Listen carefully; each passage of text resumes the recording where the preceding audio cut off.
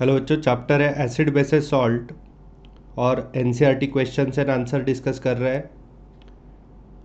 इन text question basically page number भी mention किया है मैंने, और अच्छा होगा कि आप इनको क्वेश्चंस और आंसर दोनों को अपने नोटबुक में कॉपी कर लो, तो इस चैप्टर से कोई मार्क्स लूज़ होने की गुंजाइश नहीं रहेगी। ठीक है, तो will start with the first question. You have been provided with 3 test tube. 3 test tube है आपके पास, और तीनों टेस्ट ट्यूब में एक टेस्ट ट्यूब में डिस्टिल वाटर रखा है। ठीक है, एक टेस्ट ट्यूब में एसिडिक सॉल्यूशन है और दूसरे एक टेस्ट ट्यूब में बेसिक सॉल्यूशन है। तो basically you have 3 test tube, and the point is कि आपके पास सिर्फ रेड लिटमस पेपर है, सिर्फ red litmus paper. Then how will you identify the content of each test tube. तो तीनों कंटेंट कैसे आप आइडेंटिफाई करोगे, ये पूछा है। बेसिकली ये क्वेश्चन डिस्कस भी किया था हमने जब हम लाइव सेशन ले रहे थे। तो आपको क्या करना है बेसिकली कि रेड लिटमस पेपर पहले तीनों टेस्ट ट्यूब में इंसर्ट कर देना है 1 बाय 1। तो जिस टेस्ट ट्यूब में वो रेड लिटमस पेपर ब्लू हो जाएगा, ठीक है, तो वो आपका कौन सा सॉल्यूशन होगा, तो वो आपका बेसिक सॉल्यूशन होगा। बेसिक सॉल्यूशन में red litmus is going to turn into blue. ठीक है, उसके बाद आपका जो ब्लू लिटमस पेपर होगा, जो यहाँ पे टर्न हो चुका है ऑलरेडी ब्लू, तो वो आप बचे हुए 2 टेस्ट ट्यूब में इंसर्ट करोगे।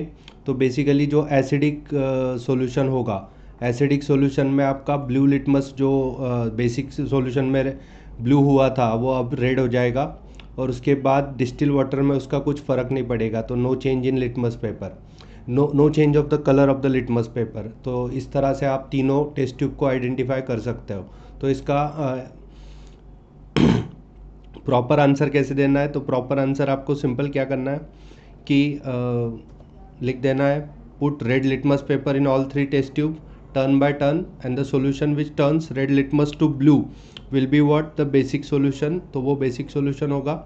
And blue litmus paper formed here can be used as a test for the acidic solution. So put that blue litmus paper obtained above in remaining 2 test tube 1 by 1. The solution which turns blue litmus paper to red will be what, your acidic solution, and the solution which has no effect on any of the litmus paper will be what, neutral. That means your distilled water will be there in third test tube. So you got my point, and this is the solution to the question first. On page number 18 it is given. Page number 22, they are asking, why should curd and sour substances not be kept in brass or copper vessel. तो basically सोर इन test कौन होता है, तो acidic substance होता है। ठीक है, तो जो कर्ड होगी, नहीं तो कोई भी दूसरा सोर सब्सटेंस होगा, वो एसिडिक इन नेचर होगा। आप कर्ड में बेसिकली कर्ड में आपको पता है कि there is lactic acid present. तो ये जो ब्रास एंड कॉपर है वो द एसिड प्रेजेंट इन सोर सब्सटेंस से रिएक्ट हो जाएगा और कुछ हार्मफुल टॉक्सिक पॉइजनस प्रोडक्ट बना देगा, जो कि आपको हेल्थ को हार्म कर सकता है। तो यहाँ पे इसका आंसर क्या हो सकता है, तो curd and other sour substance contains acid. ठीक है, तो which can react with the metal of brass and copper vessel to form toxic और poisonous metal compounds which can cause food poisoning and damage to our health. तो यही इसका answer है कि curd और sour substances not be kept in what, brass and copper vessel. उसके बाद question number 2, which gas is usually liberated when acid is reacted with metal. तो ये रिएक्टिव मेटल होता है बेसिकली, जैसे कि जिंक है, सोडियम है, तो लाइक दिस। तो कौन सा गैस लिबरेट होता है, और illustrate with the help of example how will you test the presence of this gas. तो ये जो एसिड और मेटल की रिएक्शन है वो देना है आपको, और कैसे आप उस गैस का प्रेजेंस चेक करोगे। तो आपको पता है उसका प्रेजेंस कैसे चेक होता है, पॉपिंग साउंड से आपको पता है, वो पॉप साउंड आता है। तो इसका सॉल्यूशन है when acid reacts with metal, acid metal के साथ रिएक्ट होता है, then hydrogen gas is liberated. तो हाइड्रोजन गैस लिबरेट होता है, for example dilute sulphuric acid. तो सल्फ्यूरिक एसिड अपना H2SO4 जब आप ट्रीट कर दोगे किसके साथ, जिंक ग्रैन्यूल्स के साथ, तो hydrogen gas is liberated and zinc sulphate solution is formed. तो देखो जिंक है यहाँ पे, और H2SO4 के साथ रिएक्शन हुई, ZnSO4 बन गया और H2 गैस लिबरेट हो गया। तो zinc in presence of sulphuric acid gives zinc sulphate and hydrogen. और बचा ये दूसरा पॉइंट जो एक्सप्लेन करना था आपको पूरे मार्क्स के लिए, तो ये है the presence of hydrogen gas is tested by burning it. तो when lighted with match stick brought near the gas jar containing hydrogen gas, तो it burns with pop sound making a little explosion. तो छोटा सा explosion होता है और pop sound आता है। तो इस वजह से आप हाइड्रोजन गैस का प्रेजेंस टेस्ट कर सकते हो। तो ये रिएक्शन बेसिकली आपको याद रखनी है और फिर वो टेस्ट कैसे करते हैं ये भी आपको याद रखना है, ठीक है। क्वेश्चन नंबर 3 है आपके सामने। तो metal compound A reacts with dilute hydrochloric acid. एक ए कंपाउंड है जो मेटल कंपाउंड है, मेटल कंपाउंड तो दिया है वहाँ पे, कोई दिक्कत नहीं है, तो मैं ऐसे लिख रहा हूँ। तो प्रोड्यूस इफरवेसेंस। अब इफरवेसेंस आता है मतलब कोई तो गैस लिबरेट हुआ होगा। तो gas evolved extinguishes the burning candle को एक्सटिंग्विश कर देता है, मतलब बुझा देता है। तो write the balanced chemical reaction for one of its compound is calcium chloride. तो यहाँ पे कैल्शियम क्लोराइड से आपको समझ जाना था कि कौन सा मेटल कंपाउंड है जो डाइल्यूट हाइड्रोक्लोरिक एसिड से रिएक्ट हो रहा है। तो बेसिकली वो CaCO3 ही होगा, CaCO3। तो देखो CaCO3 है कैल्शियम कार्बोनेट, उसको ट्रीट कर दिया HCl के साथ। तो आपको पता है CaCl2 that is calcium chloride form होगा, CO2 फॉर्म होगा और H2O फॉर्म होगा। तो यहाँ पे ये जो रिएक्शन है मेटल कंपाउंड ए का एसिड के साथ रिएक्शन है, तो ये रिएक्शन आपको याद भी रखना था। तो इसका सॉल्यूशन में उन्होंने थ्योरी क्या दिया है, तो gas that extinguishes the burning candle is carbon dioxide. तो वो गैस जो होता है वो कार्बन डाइऑक्साइड होता है, which is formed by the action of what, dilute sulphuric acid on metal carbonate. तो मेटल कार्बोनेट या मेटल हाइड्रोजन कार्बोनेट तो दोनों चल सकते थे। जैसे कि अपना NaHCO3 होता है मेटल हाइड्रोजन कार्बोनेट, पता है ना NaHCO3, तो मेटल हाइड्रोजन कार्बोनेट तो वो भी ले सकते थे हम।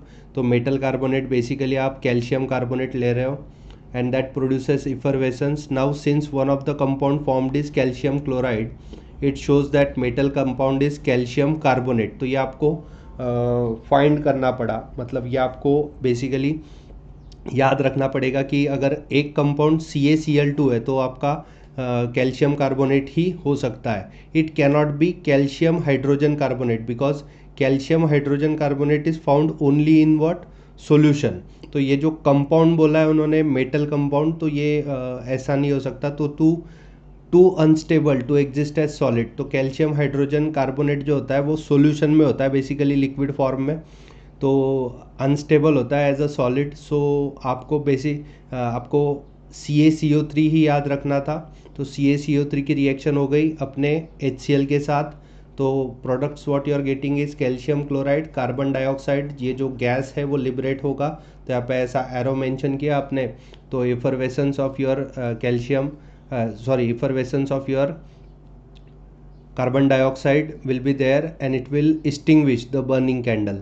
सो ये इसका आइडियल आंसर है। तो आपको अच्छे से इसको सॉल्यूशन को मार्क कर लो, लिख दो, कैसे भी करो, लेकिन एग्ज़ाम में आपको एग्जैक्टली यही सब चीज़ें इस क्वेश्चन के आंसर्स के फॉर्मेट में, क्वेश्चन के आंसर के फॉर्मेट में लिखनी है।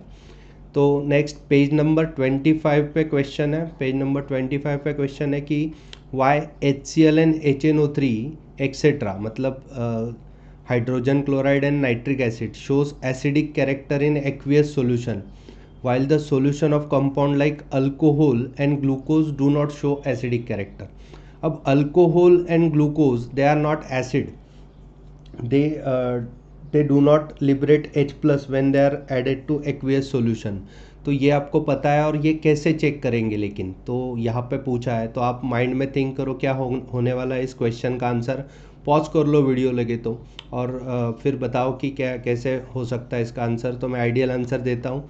The acidic character of a substance is due to the presence of what, H plus aqueous ion in its aqueous solution. तो वाटर सॉल्यूशन में H प्लस देने वाला ही एसिडिक कैरेक्टर शो कर सकता है। तो HCl and HNO3 show acidic property because hydrogen ions that are produced when dissolved in water, तो उस वजह से वो एसिडिक प्रॉपर्टीज शो करता है. तो दे show acidic property just because of that produced H plus ion in aqueous media. तो solutions of the compound like glucose and alcohol do not show acidic character because they do not ionize. तो basically dissociate नहीं होते, ionise नहीं होते, जो H plus ion भी नहीं देते. तो यहाँ पे ग्लूकोज और alcohol are not showing acidic character while HNO3 and HCl are showing acidic character. तो आपको आंसर में क्या लिखना था, तो H प्लस आयन एक्वियस में मिलेंगे और अल्कोहल और ग्लूकोज के केस में नहीं मिलेंगे. तो this is your ideal answer for the question. फिर उसके बाद Y does the aqueous solution of acid conduct electricity. तो एक्वियस सॉल्यूशन ऑफ एसिड है जो इलेक्ट्रिसिटी क्यों कंडक्ट करता है. तो बेसिकली इलेक्ट्रिसिटी कंडक्शन के लिए आपको क्या चाहिए, तो एक सॉल्यूशन चाहिए, एक पॉजिटिव इलेक्ट्रोड चाहिए, एक निगेटिव इलेक्ट्रोड चाहिए, और यहाँ पे जो सॉल्यूशन है उसमें आयंस प्रेजेंट चाहिए. बेसिकली कौन से आयन, तो कैटायंस एंड एनायंस प्रेजेंट चाहिए. तो कैटायन और एनायन मतलब positive charged cations and negatively charged anions. अब anion basically indicates it is negative charge, so don't worry about it. So अगर कैटायंस एंड एनायंस होंगे तो ही इलेक्ट्रिसिटी कंडक्ट हो सकती है सॉल्यूशन में. तो एसिड जो होता है वो H प्लस प्रोड्यूस करता है, और एनायन जो होगा, सपोज HCl की बात करें तो H प्लस और Cl माइनस प्रोड्यूस होता है, तो वो कंडक्ट इलेक्ट्रिसिटी कर सकता है. तो इसका सॉल्यूशन क्या होगा, तो solution let me show you. This is the answer. The aqueous solution of acid conduct electricity due to the presence of charged particles known as what, ions. तो चार्ज्ड पार्टिकल्स उसमें होने चाहिए. फॉर एग्जांपल अगर HCl hydrochloric acid है और उसको water में dissolve किया, तो उसका जो एक्वियस सॉल्यूशन होगा उसमें hydrogen ions that is H plus ions present होंगे and chloride ions that is Cl minus ions present होंगे. This ion carry electric current. So ये आयंस अपोजिटली चार्ज इलेक्ट्रोड की तरफ मूव होंगे, और आपको पता है फिर वो रेडॉक्स रिएक्शन होगी, ऑक्सीडेशन रिडक्शन होगा. तो so due to the presence of H plus and Cl minus, that is cation and anion, the water solution of hydrochloric acid conduct electricity. So why the aqueous solution of acid conduct electricity? तो this is the ideal answer for the case कि उसमें positive part और negative part anion और cation दोनों present होंगे, तो वो electricity conduct कर सकता है. यहाँ तक ठीक है. ठीक है, आगे जाता है.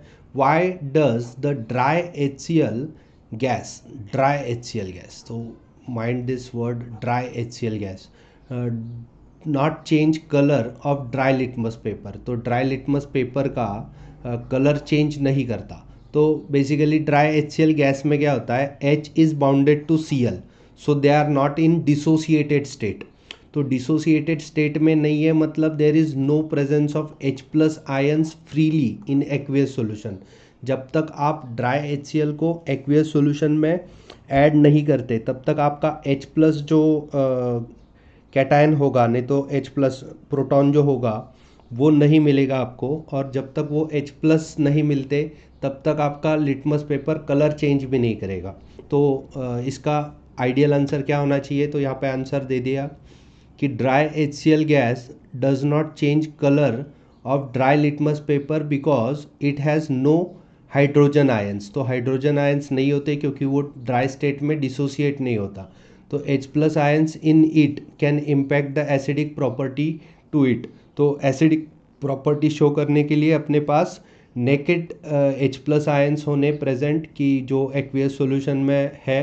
तो H प्लस एक्वियस जब तक नहीं है तब तक लिटमस पेपर का कलर चेंज नहीं होगा. यहाँ तक ठीक है आपके पास. ठीक है, तो this is basically the ideal answer to the question. उसके बाद while diluting an acid why it is recommended that acid should be added to water and not water to the acid. अब ये केस एक दो बार discuss भी हुआ था कि आपको क्या करना है कि एसिड, ये जो पानी है वो बीकर में पहले ले लो H2O, और उसके बाद उसमें एसिड पोर करो. जो भी एसिड आपके पास है वो उसको पोर करो. और उल्टा, इसके एग्जैक्ट उल्टा आपको नहीं करना है। कैसे नहीं करना है कि पहले एसिड है आपके पास बीकर में बहुत ज़्यादा अमाउंट में, और उसमें पानी डाल रहे हो, मतलब लाइक आप उसको डाइल्यूट करना चाहते हो, तो एसिड इन वाटर, ठीक है, acid in water is allowed but water in acid is not allowed. तो मेरी बात को समझ सकते हो। तो देखो कि यहाँ पे क्या रीज़न है इसका। तो diluting the acid, the concentrated acid is diluted by adding water to it. तो the process of mixing in water to concentrated acid is highly exothermic, so which is large amount of heat is evolved।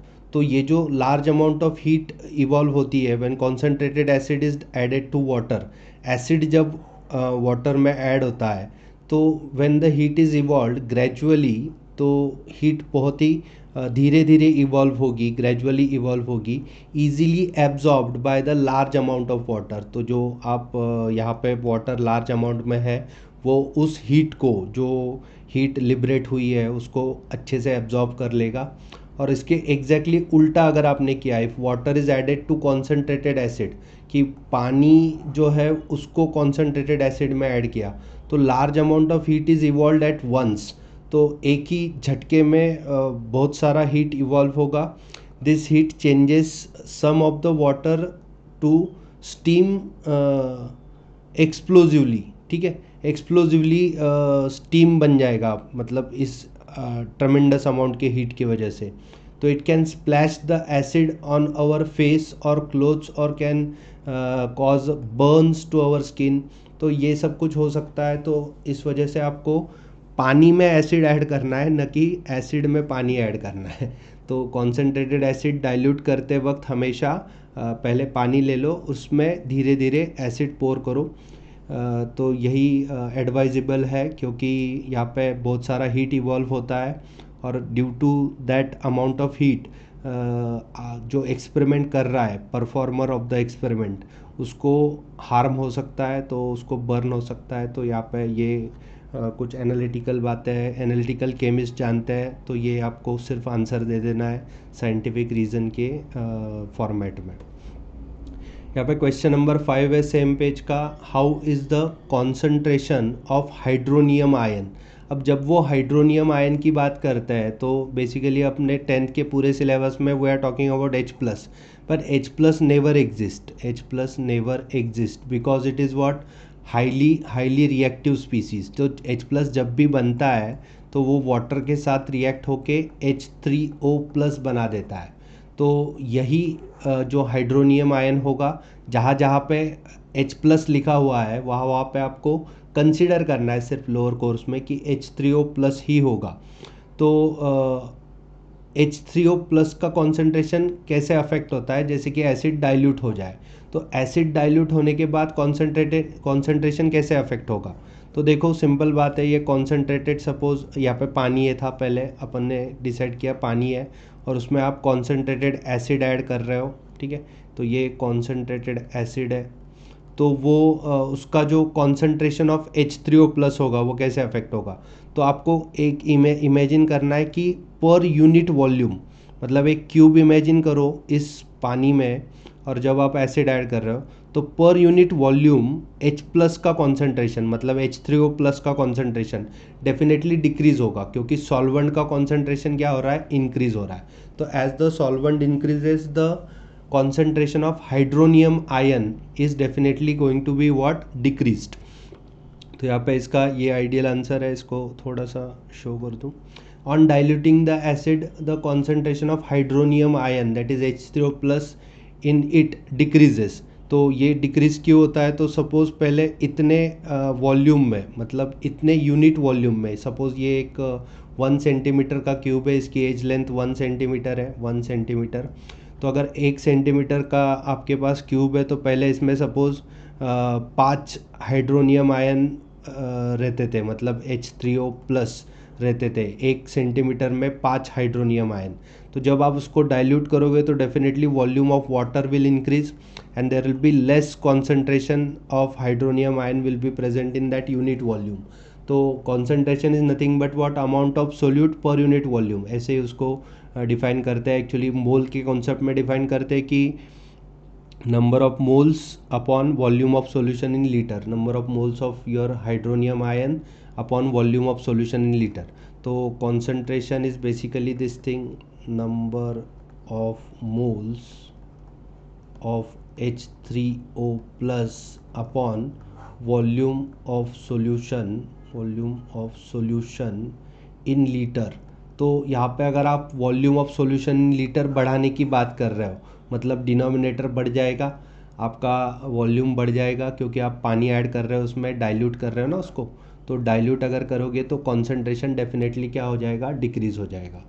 तो amount of H3O plus तो बदलने नहीं वाला, इसलिए number of moles of H3O plus भी नहीं बदलने वाले. सिर्फ आप डिनोमिनेटर इंक्रीज कर रहे हो तो concentration is definitely going to what, decrease. तो यहाँ पे ज़्यादा एक्सप्लेन कर दिया मैंने, लेकिन आप होप आप समझ पा रहे हो यहाँ पे, ठीक है. और यहाँ पे फिर क्वेश्चन नंबर 6 है कि how the concentration of OH minus that is hydroxide ion is affected when excess of base is dissolve in solution of sodium hydroxide. तो पहले से आपके पास सोडियम हाइड्रोक्साइड है दैट इज़ NaOH, और आप उसमें एक्सेस ऑफ NaOH ऐड कर सकते हो, और ज़्यादा NaOH, मतलब बेस आपको सपोज और ज़्यादा बेस ऐड करना है, नहीं तो आप NaOH ऐड करो या दूसरा कुछ भी ऐड करो जिसमें OH माइनस होगा, तो डेफिनेटली आप OH माइनस और एक्स्ट्रा ऐड कर रहे हो, तो concentration of OH minus will definitely what, increase. What you think? तो concentration of OH minus is going to increase, मतलब क्या होने वाला है, तो यहाँ पे आइडियल आंसर देखो, on dissolving more sodium hydroxide base in the same solution the concentration of hydroxide ion that is OH minus is going to what, definitely it is going to increase. तो आपको H plus मतलब यही logic H plus के बारे में भी है कि पहले से सपोज एक एसिडिक सॉल्यूशन है, उसमें आप और एसिड ऐड करोगे, तो सपोज H प्लस का कॉन्सेंट्रेशन क्या होगा, तो H प्लस का concentration is definitely going to increase because you are adding more and more amount of what, H plus into the same solution. तो यहाँ पे NCERT बुक पेज नंबर 28 के questions है. तो you have two solutions, A है and B है. तो you read the question first. A का जो pH है, pH is what, nothing but negative logarithm of 2⁻10 of what, H plus ion concentration. तो pH value gives you the strength of the acid that is there in your beaker. तो यहाँ पे 6 है और दूसरे का pH जो है वो 8 है. तो आपको डेफिनेटली pH स्केल पता है, यहाँ पे न्यूट्रल pH जो होता है वो pH 7 होता है. उससे कम अगर pH है, pH 6, तो that will B acidic solution, और उससे ज़्यादा pH है दैट इज़ pH 8, तो it will be what, your basic solution.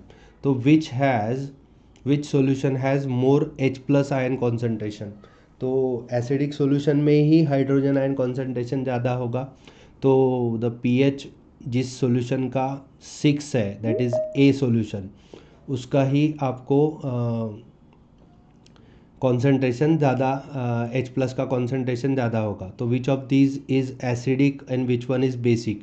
तो आपको इसका आंसर आइडियल दिखा दूँ, मैंने तो बता दिया आपको आंसर, तो भी मैं आइडियल आंसर दिखा देता हूँ. यहाँ पे है, तो we know that pH of the solution is inversely proportional to the hydrogen ion concentration. तो जितना हाइड्रोजन आयन कॉन्सेंट्रेशन बढ़ेगा pH लेस देन 7 होते जाएगा. तो अगर मैं pH 2 की बात करूँ, pH 1 की बात करूँ, तो उसमें हाइड्रोजन आयन कॉन्सेंट्रेशन क्या होगा, बहुत ज़्यादा होगा. तो this means that the solution having lower pH will have more hydrogen ion concentration. तो जिसका pH कम है उसका हाइड्रोजन आयन कॉन्सेंट्रेशन डेफिनेटली ज़्यादा होगा.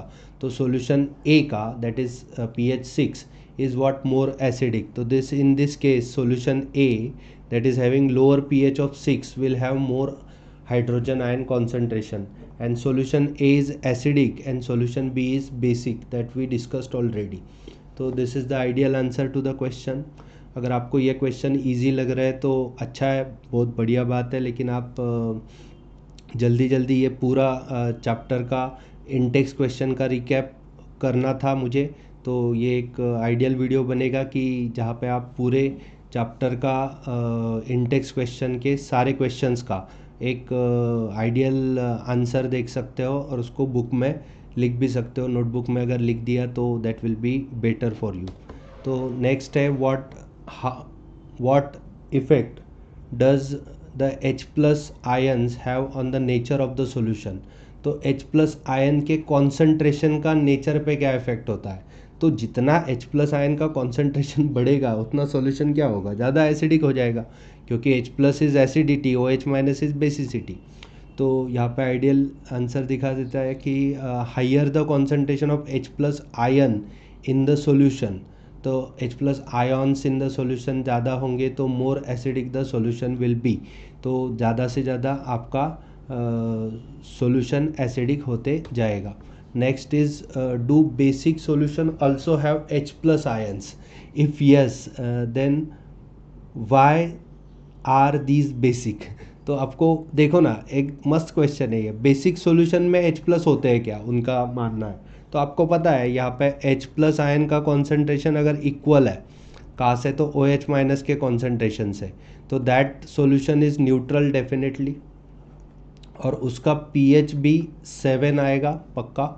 फिर अगर H प्लस कॉन्सेंट्रेशन ज़्यादा है देन OH माइनस कॉन्सेंट्रेशन, तो H प्लस ज़्यादा होंगे than OH minus, then solution will be definitely what, acidic in nature, तो उसका pH will be what, less than 7 हो जाएगा। और अगर OH माइनस का कॉन्सेंट्रेशन ज़्यादा है than H plus concentration like this, actually में यहाँ पे ये इधर उधर लिखना था, ठीक है व्हाटएवर। तो बेसिक हो जाएगा सॉल्यूशन और उसका pH will be what, greater than 7, तो ग्रेटर देन 7 pH हो जाएगा। तो बेसिक सॉल्यूशन में H प्लस होते हैं क्या, हाँ डेफिनेटली होते हैं। लेकिन फिर वो बेसिक क्यों होते हैं, तो H प्लस आयन का concentration is less than what, the OH minus concentration in given basic solution. तो यही इसका आइडियल आंसर होना चाहिए। देखते हैं उसका आइडियल आंसर क्या है। तो इसका आइडियल आंसर है this one, even the basic solution have hydrogen ions, that is H plus ions in them, which come from the ionization of water।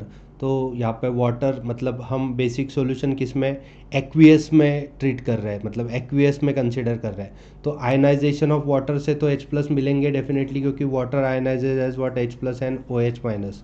So in which the base is dissolve, the basic क्यों होता है, तो concentration of OH minus ion present in them is much more than the concentration of what, H plus ion, therefore these solutions are what, basic.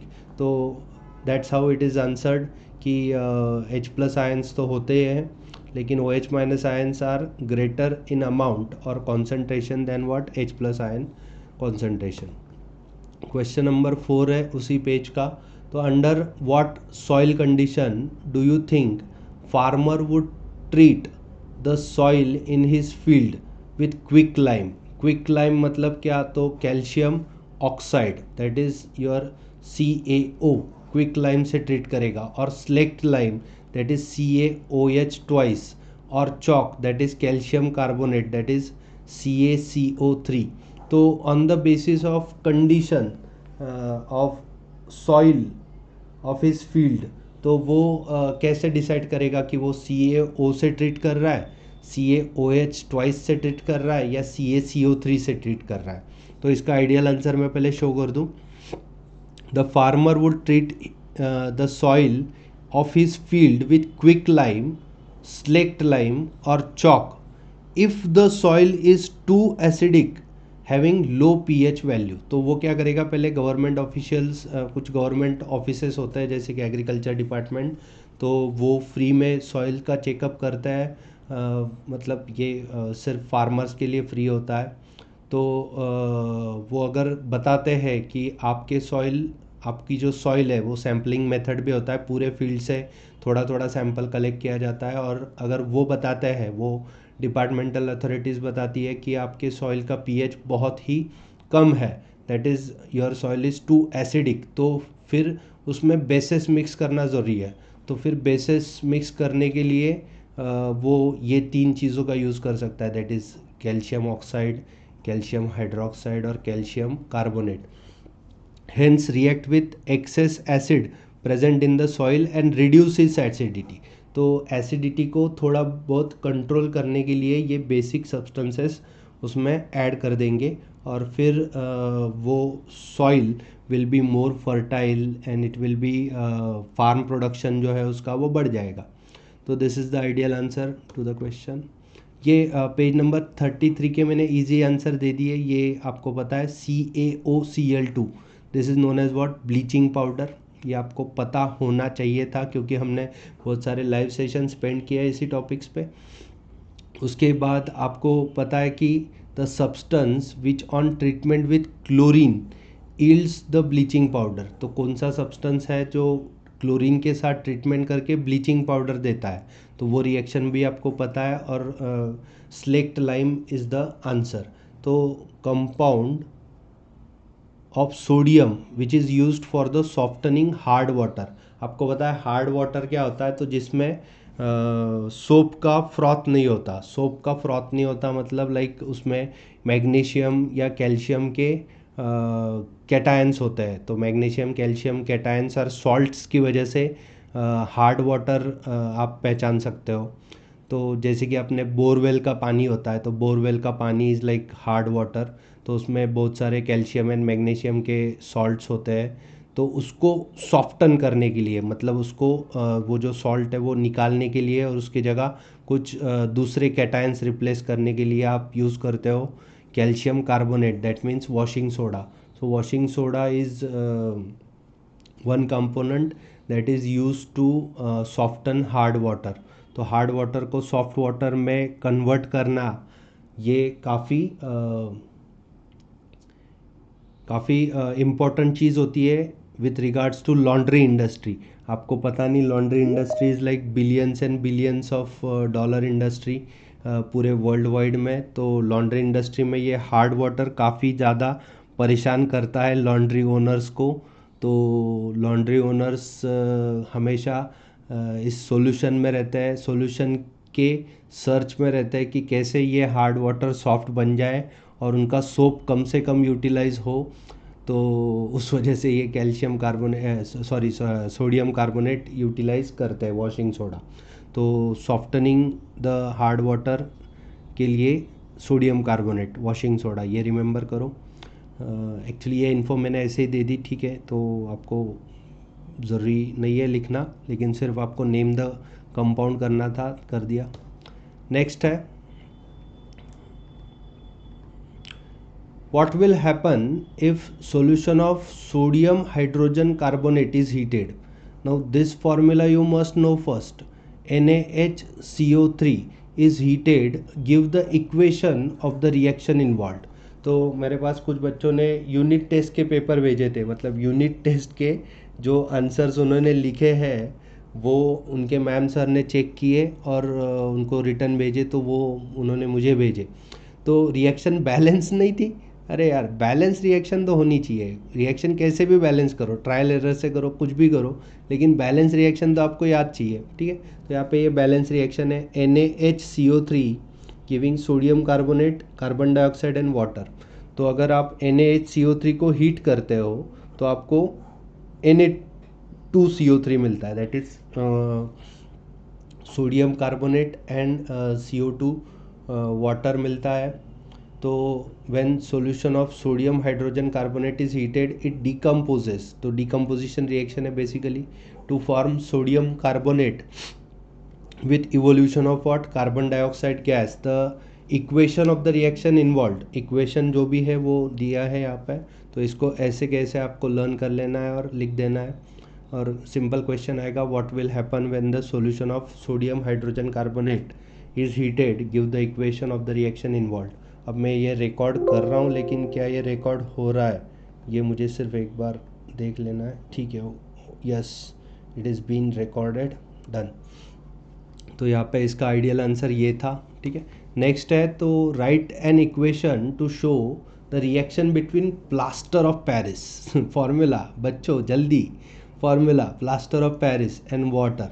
तो ये formula आपको remember करना है, plaster of Paris का और वाटर का, और उसमें जो रिएक्शन इन्वॉल्व है वो बतानी है। तो this is plaster of Paris, CaSO4 half H2O, इसको कभी कभार ऐसे भी लिखते हैं 2CaSO4 H2O, तो this is one and the same thing, कोई फ़र्क नहीं पड़ता। और वाटर जो है वो हाफ वाटर यूज़ करना है, तो इसमें पहले से हाफ प्रेजेंट होता है, हाफ मॉलिक्यूल ऐसे समझ लो। Actually half water molecule present नहीं होता, यहाँ पे 2 CaSO4 के फॉर्मूला यूनिट पे एक वाटर मॉलिक्यूल प्रेजेंट होता है। तो अगर एक पे कंसीडर किया तो हाफ प्रेजेंट होगा, और उसमें आप 1.5 ऐड कर रहे हो, तो this half and this is 3/2 I think, तो ये हो जाएगा 2। तो यहाँ पे ये जो मिलता है gypsum, that is set as hard mass. तो यही प्लास्टर ऑफ पेरिस की खासियत है कि उसमें पानी अगर डाल दो तो एक बार वो उसमें डिज़ोल्व हो जाएगा, पानी हाइड्रेट कर लेगा वो, और उसके बाद वो एक हार्ड मास में सेट हो जाएगा। तो दिस इज़ द यूज़ और this is the reaction between plaster of Paris and water. ये भी रिमेंबर कर लेनी है आपको एसिड बेसिस सॉल्ट में। NCERT book page number 34 and 35। तो solution turns red litmus blue. अब रेड लिटमस ब्लू देखा कि इमीडिएटली आपको समझना चाहिए कि they are talking about what, basic solution. तो pH is likely to be, अब बेसिक सॉल्यूशन है और pH is likely to be पूछा है, तो pH 7 से कम तो नहीं होगा। तो A को काट दो, B को काट दो, C को काट दो, तो definitely answer will be what, 10। तो pH will be what in the basic range, तो बेसिक रेंज क्या है, तो 10 इज़ द बेसिक रेंज। तो आंसर दे दिया इन्होंने, 10 इज़ द बेसिक रेंज। ये इजी क्वेश्चन था, तो आई होप आपको भी ये इजी लग रहा है, ठीक है। Next is solution reacts with crust egg shells. Egg shells crust कर रहे हैं, मतलब वो क्या, कार्बोनेट, कैल्शियम कार्बोनेट, हाँ कैल्शियम कार्बोनेट। तो which gives gas that turns lime water milky. तो ऐसा गैस दे रहा है कि जो टर्न्स लाइम वाटर मिल्की, तो वो गैस कौन सा होगा, तो डेफिनेटली CO2 होगा। The solution contains, the solution क्या होगा, तो फिर HCl का सॉल्यूशन, डेफिनेटली एसिड चाहिए आपको। ये तो सॉल्ट है, नहीं चलेगा, सॉल्ट है नहीं चलेगा, और सॉल्ट है नहीं चलेगा। तो this is not the answer, so HCl is the answer. Easy question था। क्रस्ट एक्सेल में CaCO3 रहता है, और उसको ही आपने ट्रीट किया किसके साथ, HCl के साथ। नहीं तो HCl सॉल्यूशन को क्रस्ट एक सेल्स के साथ ट्रीट किया, तो एक गैस बाहर निकला जो CO2 है, जो लाइम वाटर मिल्की कर रहा है। तो this is your answer, HCl। Next is 10 ml solution है NaOH का, 10 ml NaOH सॉल्यूशन, और उसको ट्रीट कर रहे हैं कि वो कंप्लीटली न्यूट्रलाइज हो जाता है, ऐसे बोला है उन्होंने, 8 ml HCl के साथ, 8 ml HCl के साथ। तो डेफिनेटली यहाँ पे cross multiplication simple mathematics involve है कि 10 ml को 8 ml न्यूट्रलाइज करता है, तो 20 ml को कितना ml न्यूट्रलाइज करेगा, ठीक है। तो 20 ml सॉल्यूशन ले लिया, अभी 10 ml लिया था, तो 8 ml न्यूट्रलाइज करने के लिए चाहिए था। तो 20 ml अगर ले लिया तो डेफिनेटली 10 के 2 गुना 20 होगा, तो 8 के 2 गुना 16 होगा। तो 16 अगर कॉन्सेंट्रेशन नहीं चेंज किया तो यहाँ पे रिक्वायर्ड टू न्यूट्रलाइज कितना होगा, 16 ml। तो this is the answer, 16 ml। Cross multiply था सर, ईजी है ये, ठीक है। अब इसके हायर ऑर्डर भी MCQ आते हैं, जो हम ड्यू कोर्स में डिस्कस करेंगे, जहाँ पे मोलर कॉन्सेंट्रेशंस दिए होंगे दोनों के, मतलब NaOH के और HCl के, और फार्मूला से आपको मतलब निकालने पड़ेंगे कि कितने मोलर कॉन्सेंट्रेशन ऑफ NaOH को कितने वॉल्यूम का एक गिवन मोलर कॉन्सेंट्रेशन का HCl न्यूट्रलाइज कर सकता है। तो वो देखेंगे, जब देखेंगे तब देखेंगे, ठीक है। अभी के लिए एसिडिटी इंडाइजेशन के ट्रीटमेंट के लिए क्या यूज़ करता है, तो डेफिनेटली एंटीबायोटिक तो नहीं, एनाल्जेसिक तो नहीं, एंटीसेप्टिक भी नहीं, तो इट इज़ व्हाट, एंटासिड, हाँ या ना। तो antacid is the classification of the drug that is use to treat indigestion. तो यहाँ पे एंटीपायरेटिक्स होते हैं, एनाल्जेसिक्स होते हैं, लाइक ड्रग्स के बहुत सारे क्लासिफिकेशन है जो आपको 12th में पढ़ने को मिलेंगे। और यहाँ पे तो आपको इजी पता है, एंटासिड, इनो वगैरह। तो वो इंडाइजेशन या एसिडिटी को ट्रीट करने के लिए यूज़ होता है, ठीक है। तो antacid is the answer. Next is write the word equation and then balance the reaction taking place. अब वर्ड इक्वेशन लिखना है पहले। तो वर्ड इक्वेशन कैसे लिखा जाता है? तो dilute sulphuric acid reacts with zinc granules. तो आपको लिखना पड़ेगा zinc granules reacts with dilute sulphuric acid to form ZnSO4 that is zinc sulphate and hydrogen gas is evolved. Like ऐसे वर्ड इक्वेशन होता है। तो यहाँ पे मैं पहले आंसर शो कर दूँ लाइक दिस। तो देखो, sulfuric acid reacts with zinc to form zinc sulfate NH2. Hydrochloric acid with magnesium gives magnesium chloride plus H2. H2SO4 gives aluminium Al2SO4 thrice plus H2. HCl plus Fe gives iron chloride plus H2. तो ये बार बार H2 आपका क्या होगा? तो evolve होगा। तो you can write this upward headed arrow in this reaction. तो यहाँ पे ये सॉल्ट आपको मिलेगा और H2 का इवोल्यूशन मिलेगा। तो acid plus metal is salt plus hydrogen. तो दिस इज़ बेसिकली चारों के चारों रिएक्शन आपको अच्छे से लर्न कर लेनी है। तो मार्क्स जो भी है कंप्लीट मार्क्स की गुंजाइश होगी। Compound such as alcohol and glucose does not contain hydrogen but also contains hydrogen but they are not categorized as acid. Why? तो they are not having donatable H+। तो aqueous solution में H+ produce नहीं करते। H+ उसमें मतलब hydrogen उसमें होता है। अल्कोहल का फॉर्मूला क्या है? तो CH3OH नहीं तो C2H5OH that is methyl alcohol and ethyl alcohol. Alcohol में भी OH होता है। ग्लूकोज इज C6H12O6 उसमें भी हाइड्रोजन होता है, लेकिन they are not having donatable और they do not produce H+ ions when they are dissolved in aqueous solution. तो ये आपको याद रखना है। Describe an activity to prove it. तो एक्टिविटी बुक में दी है, लेकिन यहाँ पे जस्ट हम यहाँ पे शो कर देते हैं कि the compounds containing hydrogens are considered to be acid. Only those compound containing hydrogens are considered to be acid which when dissolved in water to produce H+ ion। तो वाटर में H+ aqueous state में अगर produce करेंगे तो ही उनको acid बोला जाएगा। तो hydrogen containing compound such as glucose and alcohol are not categorised as acid because they do not ionise to produce hydrogen gas when dissolved in water. तो वो H+ या हाइड्रोजन गैस बोला ना मैंने, हाइड्रोजन गैस नहीं, hydrogen ions produce नहीं करते when dissolved in water. This is proved by the fact that aqueous solution of alcohol and glucose do not conduct electricity. तो आपने किसी भी इलेक्ट्रिसिटी के एक्सपेरिमेंट में, मतलब इलेक्ट्रोलाइटिक सेल या कोई भी दूसरा सेल है, तो वहाँ पे अगर अल्कोहल और ग्लूकोज को आपने electrolyte as a electrolyte use किया तो you will fail your experiment because alcohol and glucose will not B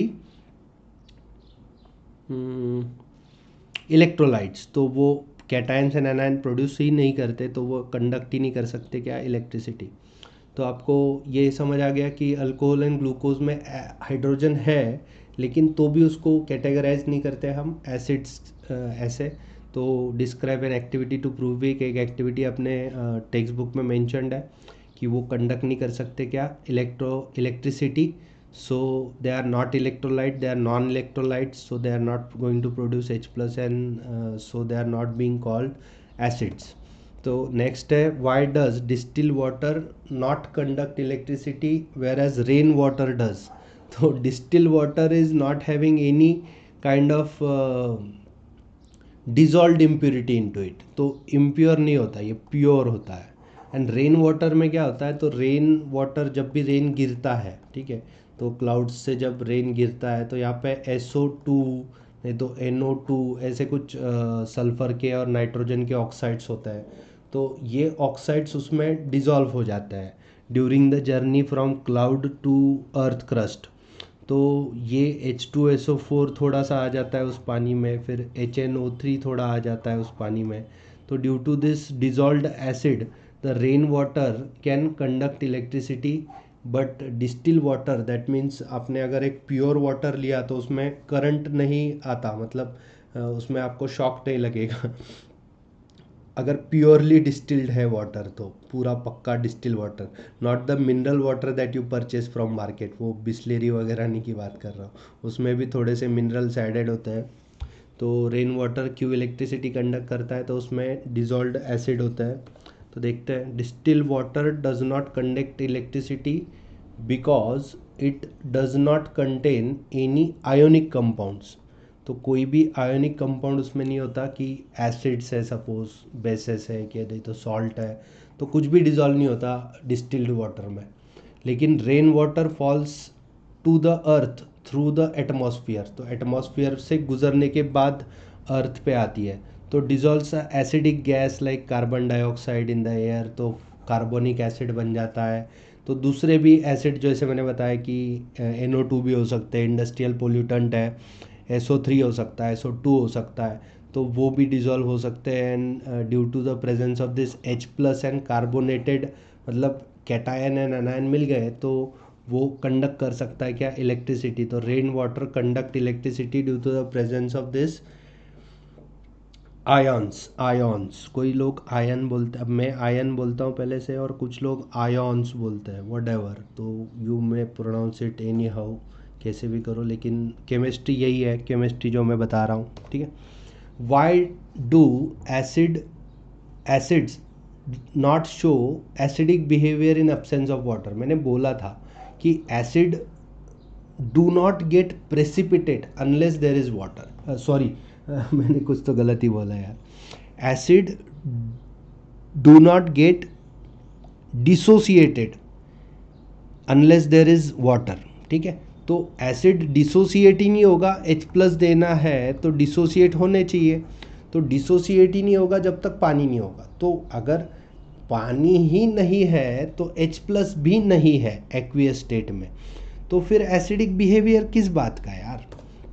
तो देखो, acidic behaviour of acid is due to the presence of what, H+ ions. So acid produce hydrogen ions only on dissolving in water, पानी में dissolve होने के बाद ही H+ produce करते हैं। तो यहाँ पे इन absence of water they do not produce H+, they do not dissociate, so hence they do not show what, acidic behaviour. तो एसिडिक बिहेवियर भी नहीं शो करते। नेक्स्ट है, तो आपके पास 5 सॉल्यूशन है, ABCDE when tested with universal indicator. तो universal indicator एक इंडिकेटर होता है कि जो अलग अलग कलर दिखाता है एट अलग अलग pH वैल्यूज़। तो उन्होंने डायरेक्ट pH वैल्यूज़ ही दे दी, pH वैल्यूज़ दे दिए 4, 1, 11, 7, 9। तो आपको पता है इसको कैसे लिखना है, तो यहाँ पे आपको pH स्केल ऐसे छोटी सी अपने रफ में ड्रॉ कर लो। यहाँ पे 11 वाला पहले लिखेंगे, उसके बाद 9 वाला लिखेंगे, उसके बाद definitely there will be what 7 वाला, उसके बाद definitely there will be what 4 वाला, और definitely there will be what 1 वाला। तो ये अगर ऐसा कैटेगरी आपकी हो गई तो आपको इमीडिएटली इजी जाएगा कि क्या आपको आंसर देने हैं। तो न्यूट्रल मतलब 7, स्ट्रांगली अल्कलाइन, सबसे इधर का क्या होगा, मोस्ट बेसिक, तो स्ट्रांगली बेसिक, स्ट्रांगली अल्कलाइन, तो स्ट्रांगली बेसिक, तो ये होगा आपका pH 11। Strongly acidic that will B pH 1, क्योंकि सबसे एक्सट्रीम राइट वाला, लेफ्ट वाला चाहिए आपको। वीकली एसिडिक इज़ 4, एसिडिक तो है लेकिन वीकली है। Weekly alkaline is pH 9। So arrange this values in the increasing order of hydrogen ion concentration. तो ये तो अरेंजमेंट कर दिया मैंने, 1, 4, 7, 9, 11। तो this is what the ideal answer should be.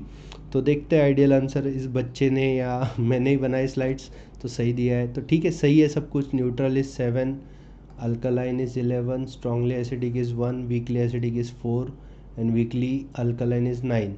So this is the arrangement, decreasing pH, so increasing order of what, H+ ion concentration, decreasing order of pH and increasing, ये तो कुछ गलत लिखा है।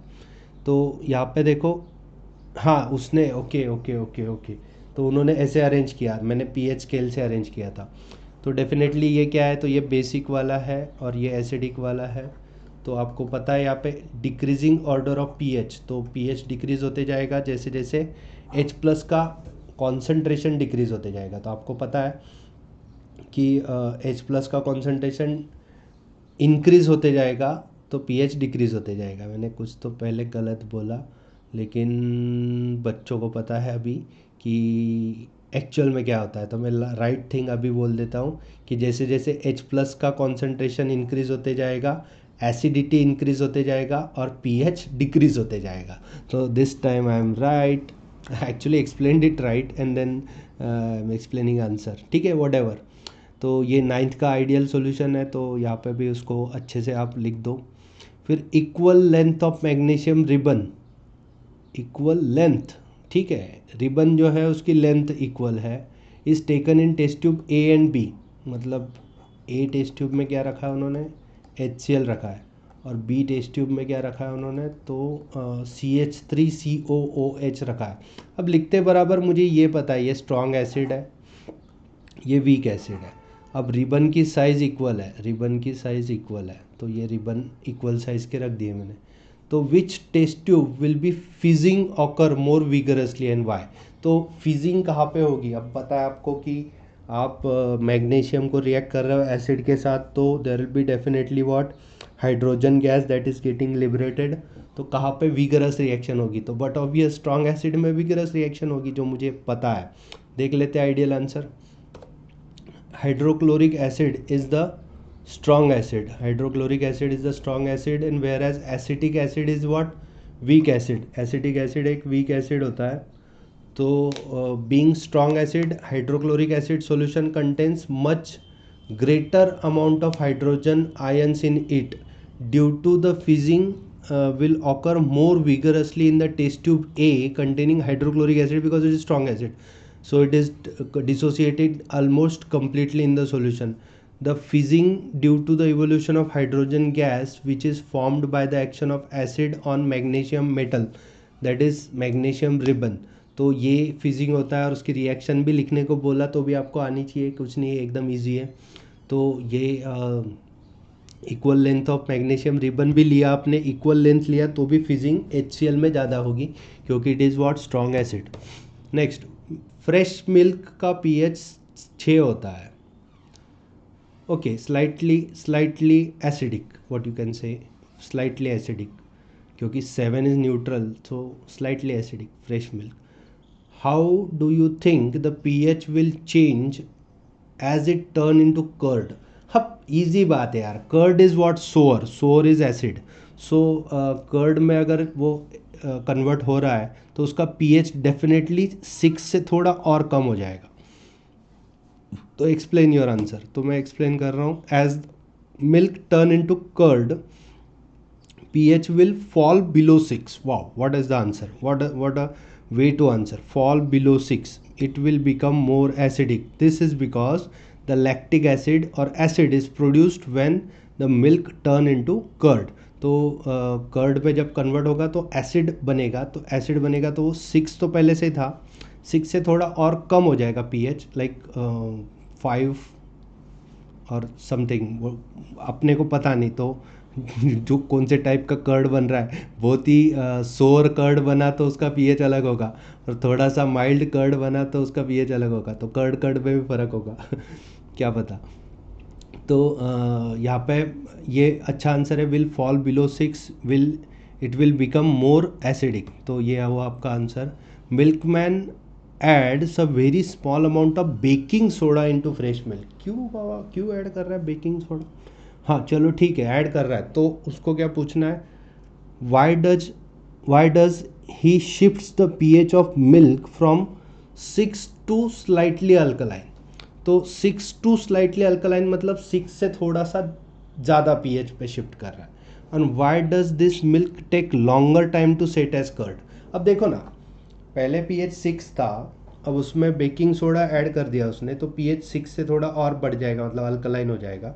जब कर्ड बनने लगेगा, तो कर्ड बनने लगेगा तब उसमें लैक्टिक एसिड फॉर्म होगा, और पहले पहले जो लैक्टिक एसिड फॉर्म होगा इनिशियल स्टेजेस ऑफ रिएक्शन, तो that will be utilize to neutralize this alkaline pH. तो अल्कलाइन अल्कली जो थी उसमें उसको न्यूट्रलाइज करने में चला जाएगा और उसके बाद फिर कर्ड बनेगा। तो it will take a longer time to set as curd. क्यों? तो उसमें अल्कली उसने ऐड कर दी थी। तो देखते हैं इसका राइट आंसर।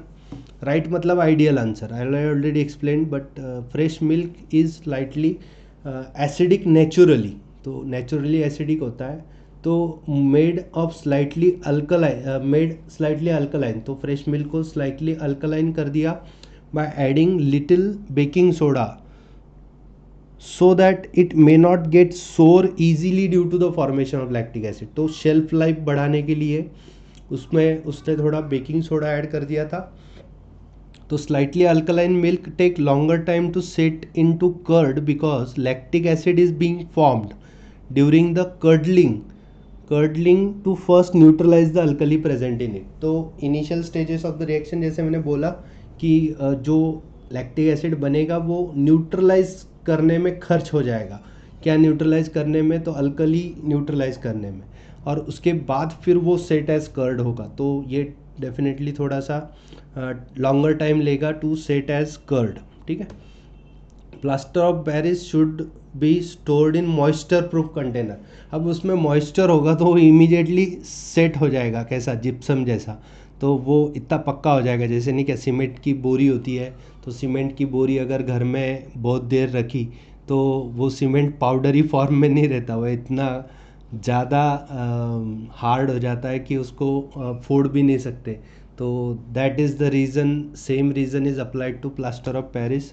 तो it should be stored in moisture proof container because presence of moisture, water के प्रेजेंस की वजह से it causes its slow setting by bringing about its hydration. तो ये काफ़ी साइंटिफिक हो गया, ब्रिंगिंग अबाउट इट्स हाइड्रेशन। तो हाइड्रेशन मतलब पानी एब्जॉर्ब कर लेता है।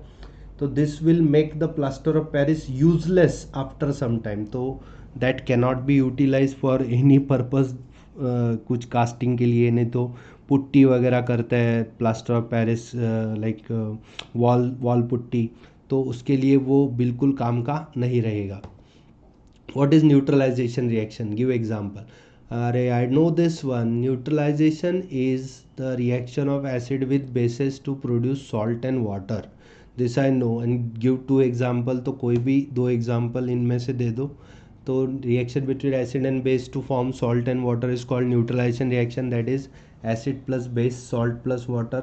Sodium hydroxide with sulfuric acid to form sodium sulfate and water. तो सोडियम सल्फेट एंड पानी मिल सकता है sodium hydroxide and sulphuric acid से, नहीं तो magnesium hydroxide and hydrochloric acid से मैग्नीशियम क्लोराइड एंड वाटर मिल सकता है। तो this is basically what neutralization reaction is. तो उसके 2 एग्जांपल हमने दे दिए। 2 एग्जांपल कौन सा है? तो sodium hydroxide and magnesium hydroxide. और एसिड आपके चॉइस का है। बेसिकली अपने ये 2 मिनरल एसिड बहुत फेवरेट होते हैं, mineral acid HCl and H2SO4। तो उसी को एग्जांपल बना दिया, दे दिया।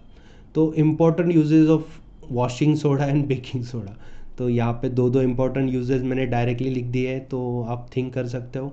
Washing soda is used as cleansing agent for domestic purpose like washing clothes. Washing name itself indicates. Washing soda is used for removing the permanent hardness of water. तो मैंने अभी बोला था लॉन्ड्री बिजनेस में काफ़ी लॉस होता है due to this hard water. तो हार्ड वाटर को परमानेंटली सॉफ्टन करने के लिए washing soda is the best way. Uses of baking soda, तो बेकिंग सोडा तो क्या इडली बनाने में यूज़ होता है, तो वही लिखना है। तो baking soda is used as antacid in medicine to remove acidity of the stomach like Eno वगैरह। तो baking soda is used in making baking powder. अब बेकिंग पाउडर अलग होता है देन बेकिंग सोडा, ये भी आपको मैंने बता दिया था। तो विच is used in making cake, breads, idlis वगैरह, तो सब बनाने में बेकिंग सोडा यूज़ होता है। तो थैंक यू बच्चों, थैंक्स अ लॉट। आपको ये वीडियो काफ़ी हेल्प करे, और जितना मतलब आप लिखोगे ये क्वेश्चंस और आंसर, और आपके एंथुजियाज़म से मुझे पता लगेगा कि मुझे दूसरे चैप्टर्स के लिए भी ऐसा कुछ इनोवेटिव करना है क्वेश्चन आंसर के फॉर्मेट में या नहीं। तो मुझे बताना डेफिनेटली। बाय बाय बच्चों।